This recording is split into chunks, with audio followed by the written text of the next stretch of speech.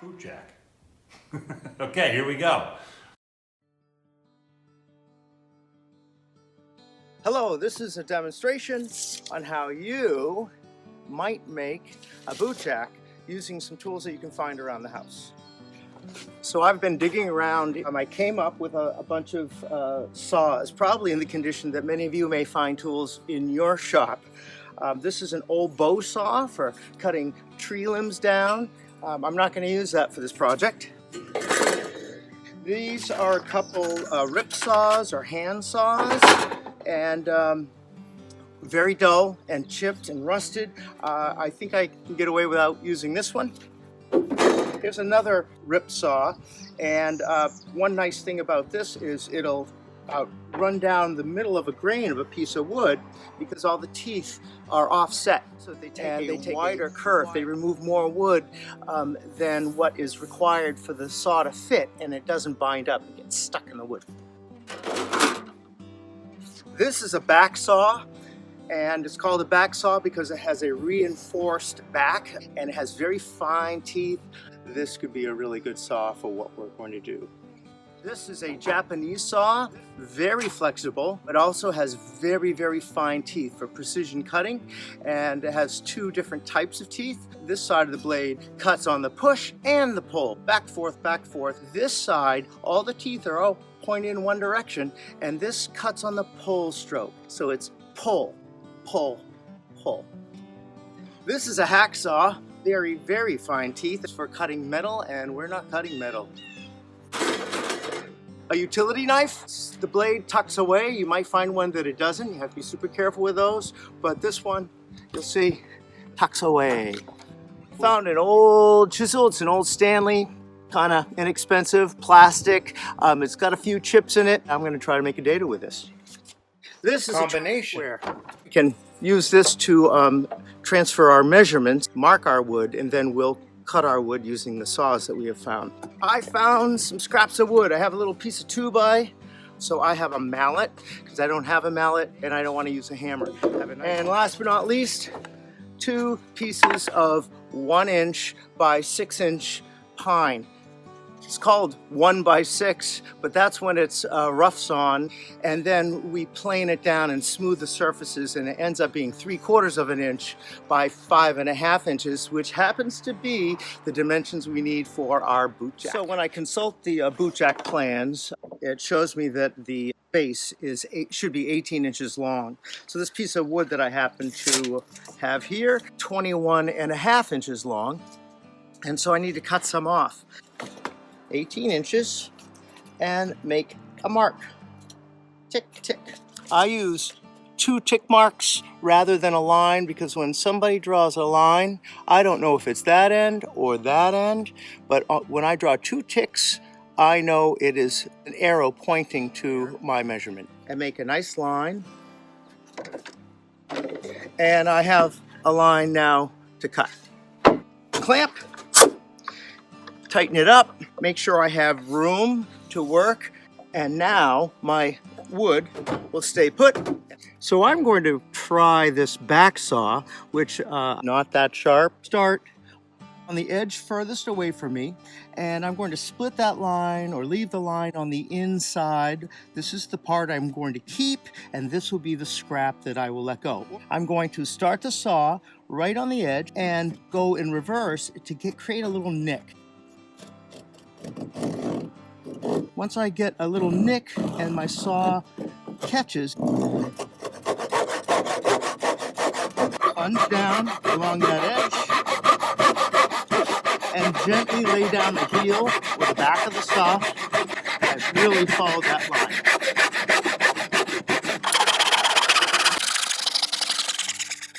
At the very end, I want to be very careful. There's a little piece of wood holding that. So I'm going to support this scrap at the very end and lightly cut so that I don't take away a piece of my finished wood.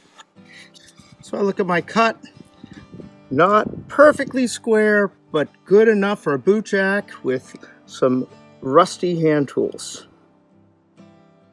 So the boot jack specs say that the dado begins at 5.5 inches. So I can go 5.5 inches, tick mark, and I'm going to draw an X because this is the part I'm going to remove. The dado is going to be 3/4 of an inch. So 5.5, 1/4, 2/4, 3/4, another tick. And this is the width of my dado. Carefully line it up and draw a line. I take my other tick mark and draw a line.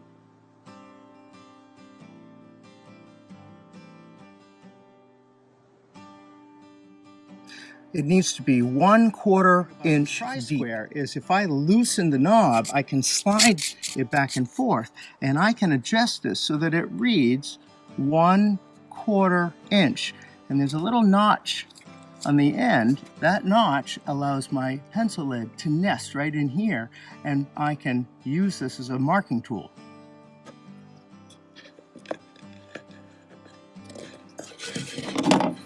Quarter inch.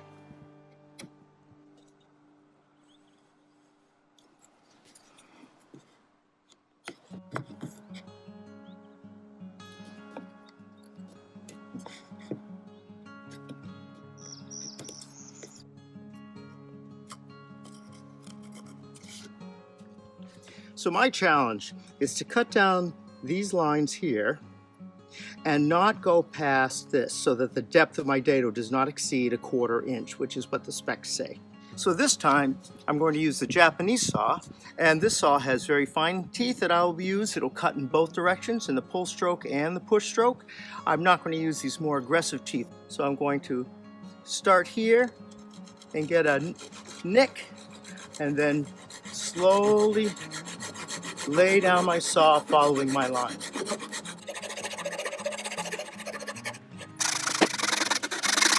I also want to be careful that I keep my blade 90 degrees to my work. I don't want to cut at an angle, otherwise my dado will be too tight or not tight enough. And it won't look good.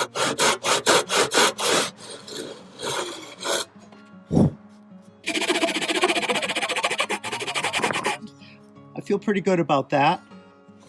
So now I take my chisel, hold it flat side down, and I want to chisel to this line right here. But I'm not going to start with my precision cut. I just need to remove this material right here. So I'm going to start about halfway down. And if you're big and burly, you can push, but I use a mallet and I just work my way across, removing material. Now I do not want to go all the way to this edge from this side. I could have tear out on this side. So I'm going to start from this side and cut in. I'm going to go halfway down and remove half. A blacksmithing buddy of mine told me that my right hand is the labor force and my left hand is the management. It is not only going to control the precision and the angle by which I use my tools, but it also, in some cases, is a brake. So I'm going to chisel in from this side. I'm going to try to come in and enter right on my line or just a tad above it and chisel out a 1/4 inch deep dado.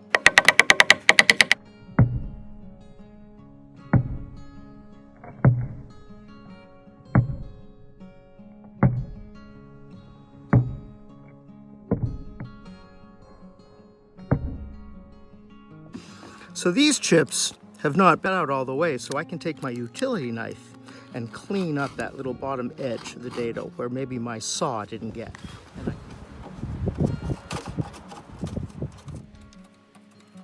So this is a very rough dado.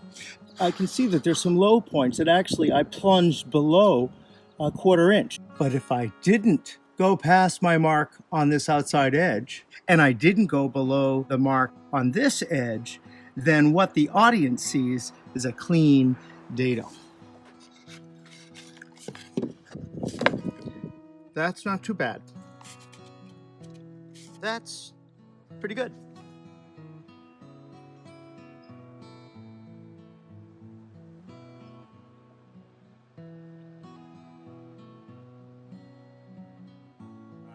Today we're gonna make a boot jack, guys. We're gonna do it with hand tools. We do this in the first couple weeks of class. You learn how to use all the machines and all the big tools in here to do this. We don't have that luxury now.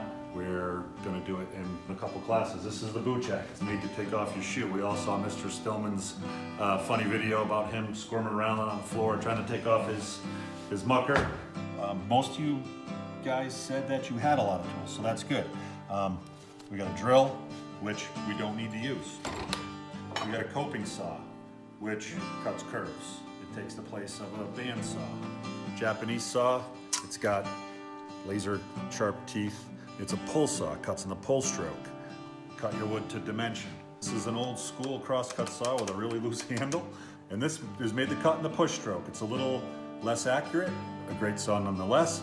I will have some of these in the container outside where your tools and your wood's gonna be if you need to grab one. The great thing about hand tools is they're pretty safe because it hurts when you cut yourself, and usually you just stop. Ow, ow, ow, ow, ow, ow. Clamp down your work. To clamp it to the table. Like that. On the shop here at school, we got vices on the corner of every table so we can lock our stuff in to work that way. Clamps available out in the container too for you guys to pick up. These are basically the tools you're going to need to build this thing. We talk about a square. It means perpendicular to an edge. It's a 90-degree corner. We got a speed square. It's pretty simple. It's got a little edge. Another type of square. This is a combination square. It slides back and forth. It also has a 45-degree angle on it. This is the same thing. If you don't have a square, you could use something that has 90 degrees on it. Here's a Hamilton Marine catalog. Use your imagination. There's things all over your house that are square. Paper. It's got a 90-degree angle on it. Let's see how I did. Pretty darn close. So there you go. All kinds of things around the house that you could use. We're also going to need some measuring devices. Here's a tape measure. I'm going to measure this board. 10, 4, what? Metric system. There's a stick rule. The combination square has measurements on it. Okay, Mr. Stillman already showed you how to lay out and cut the dado out on his deck. Now I'm going to show you how to lay out the V with the radius down here where your boot goes. So over to here to the plans. We're trying to get you to build these to spec because that's what we do as teachers. We want you to do what we tell you. Is that right? So we got a couple of things here. We have a circle. These dark heavy lines, that's the cutout. We're losing all this material in here. We have some measurements here, 3/4 of an inch, 3/4 of an inch. We got the center of a circle, which is here, which the plans say is 3 1/2 inches back from this edge. Here's our center line right here. So we need to find that spot right there so we can draw a circle, either with a compass, with a cup, with a hole saw if you have one. So let's go back over here and we'll lay that out. Okay, so one of the first things we have to do to find the center of that circle is find the center of this board the long way. You're going to be getting a piece of 1x6, which actually measures 5 1/2. So half of 5 1/2, half of 5 is 2 1/2. Half of a half is 1/4, so that's 2 3/4. I'm going to put a dot right there, 2 3/4. I'm going to do the same thing down on this end. 2 3/4, right there, little dot. And I'm going to take a straight edge. I happen to have a ruler, or a level, and I'm going to connect those dots. Now when I do this, I'm going to do it with a nice light pencil line. Don't want to be pressing hard, because it actually leaves a mark in the wood. We have a center line. On the plans, it says the center of that circle is 3 1/2 inches back from the edge. So I got to make sure I have the right edge. This has the dado on it that Dan already cut. So 3 1/2 along the center line is right there. X marks the spot. That's the center of our circle. But now we need to scribe our circle. I have a compass here, and I've set that up for the radius. The plans say we have a 2-inch circle, so the compass needs to be a radius, which is half the diameter. So I have that set for 1 inch. X marks the spot right there. And I'm going to scribe my circle. There we go. Now, if you don't have a compass at home, you could use something around the house. Here's a red cup. The diameter of that is 2 1/4. The tricky part is going to be finding the center of that and putting it in the right place in relation to the center line. Great, we got a circle. Next thing we need to do is cut the groove for your heel to fit in. On the plans, it says we want a piece of wood from here to here, 3/4 of an inch. So you see how I'm starting at the 1? I'm doing that on purpose. I have a better view of the 1 and the 2. With this stick rule, we have this little bronze piece on the end. It's kind of hard to see that the beginning of the tape measures can get kind of worn. And this one's great. So you can see this one, the paint is all scraped off of it.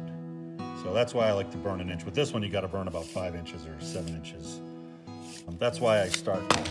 So anyway, back to the project. I'm starting at the 1, and the plans say 3/4 of an inch. So there's a half, here's 3/4. I'm gonna do the same thing on this side. There we go. So now we have to connect this dot to the edge of the circle and this dot to the edge of the circle.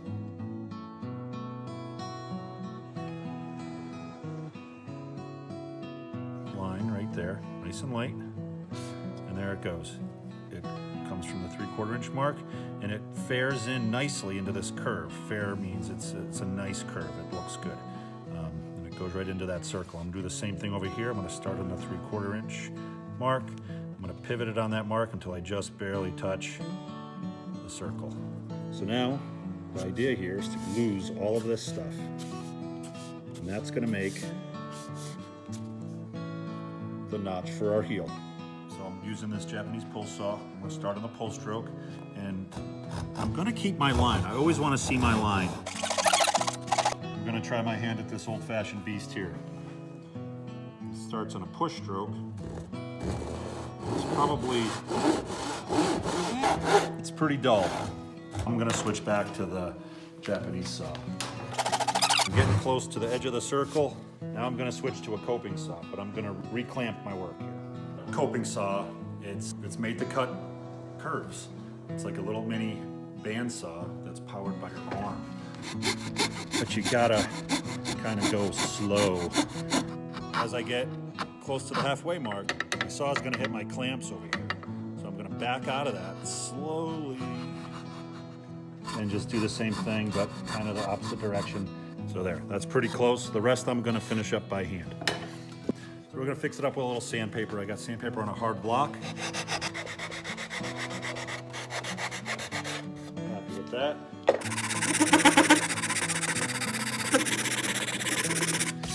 And there we go, I'm happy with that. Okay, so I got my heel notch cut out. I roughed out my foot. It's 2 inches this way. It fits in Dan's dado perfectly. He did a really nice job. He did a really nice job. Nice job. Good job. He did a really nice job. But now we're gonna pretty that up a little bit. We're gonna put that radius in there. The plans call for a 3-inch radius. We're not too worried about that. I got a roll of tape here. And you guys can do this too. Make it whatever you want it to be. Just making it a little nice. So a full inch. There's 1 inch there, another inch there. Touching those corners. There we go. And that will be a coping saw cut. So there's your foot. Cut that. And then that's gonna go in here. Hopefully it takes a little bit of pressure, but it should be a nice tight fit. If it's a sloppy fit, you're not happy with it, you're gonna get plenty of wood, try again. The other thing is glue. Elmer's glue, wood glue. Glue, tight bond. Put that down there, make sure it's where you want it. Wipe out all the extra glue before you let it dry because it becomes a real bear to sand. It's plumb, 90 degrees. This. Throw a clamp on it, walk away from it for the day, and let the glue dry. This is a finished one that a student did. They went through and they softened up all the corners just with sandpaper. things to look out for, you can see on this one, it's got a bunch of nicks and dings in it. Pine is very brittle. I just did that with my ruler right there. So be careful when you're clamping it. You don't want to leave button marks in your wood.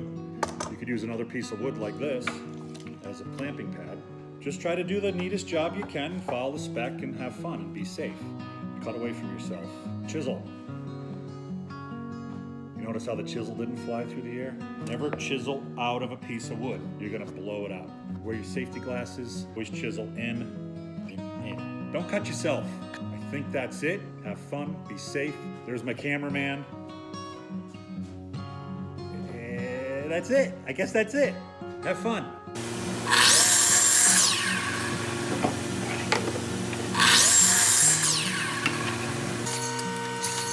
Stash and our material stash. There's a sign-up sheet here. Put your name, check off what you take. I don't think all of you have to take every tool. You all said you had some of your own. Take 2 or 3 pieces of wood. I think 2 is enough for everybody. Everything's in here. You guys know where this back door is. This is the back side of the school. Like you're going out to the behind the music room. Like you're going to the poop pond over there, right? So, front door 128. See you Friday. See you Thursday. See you when I see ya. Bye. Bye. Oh, bye.